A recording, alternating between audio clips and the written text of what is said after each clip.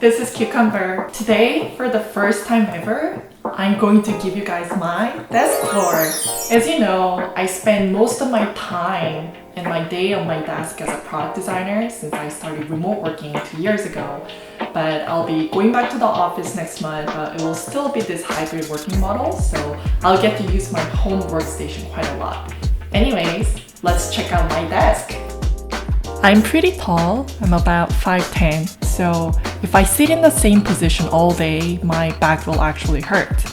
So my husband got me this beautiful standing desk for my birthday, which is auto-adjustable.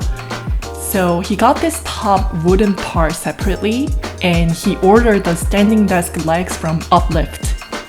Because the wood is really heavy, it was quite challenging for us to assemble everything together, but after we finished the setup, it's been really awesome. In the past, I used the height adjustable unit that you can place on top of the desk so you can manually lift it. But the issue was that the unit itself was quite heavy, but once I started placing the monitor and other stuff at the top, it just became too heavy to lift manually. So now that I switched over to this automatic standing desk, it's a game changer. It's very convenient and much cleaner. In case you're interested in any of the items mentioned in this video, I'll link them below at the description so you can check them out. Next, I have this Aeron chair from Herman Miller, which my husband used to use, but I basically stole it from him. The part that I sit on is made of this mesh-like material, so when I sit down, it gives me this ergonomic support, and my butt doesn't seem to hurt even when I sit down for hours. I really like the design too. The color and the design go really well with my room and desks, so I'm really happy with it. Next, I have this Apple Studio Display monitor that I recently got, so it's pretty damn fresh and brand new.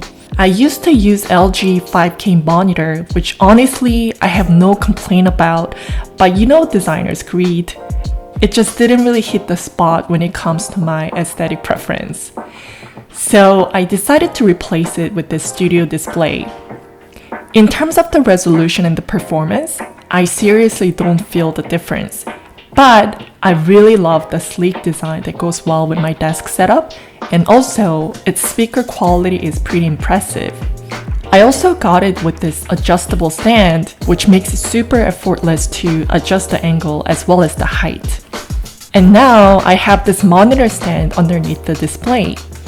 I've been using this in my previous company's office, and I really like its white and wood combination. It seems pretty sturdy, and also a good thing is I can place my monitor stand just underneath to use the top space for other things. And then on the bottom, I can easily hide my keyboard and trackpad. On these white spots, I would place small stationaries like pens and AirPods, which I think are pretty useful utility feature. And then, as you can see here, I placed this auto flip clock in the middle so I can quickly glance at the top. I also love its flipping sound when the time and minute change. It's very subtle and not as disruptive as clock ticking sound. On the left side of the clock, I have this white time timer, which is super useful when I really want to focus on a task. This is truly a game changer. The history behind this timer is this lady named Jen Roger invented it 20 years ago when her daughter had difficulty in focusing on a task. I also have the exact same issue when I work from home. My attention span recently has gotten super short and scattered, so when I set 1 hour timer with this, then it visually shows how much time is left, so it's very effective in kind of pressuring me to ultra focus. Next, I have this Thermo Cup. It's from a brand called Ember, and I use it every morning when I drink coffee or tea. It helps maintaining the temperature of my drink, and using an app, I can also control the temperature easily.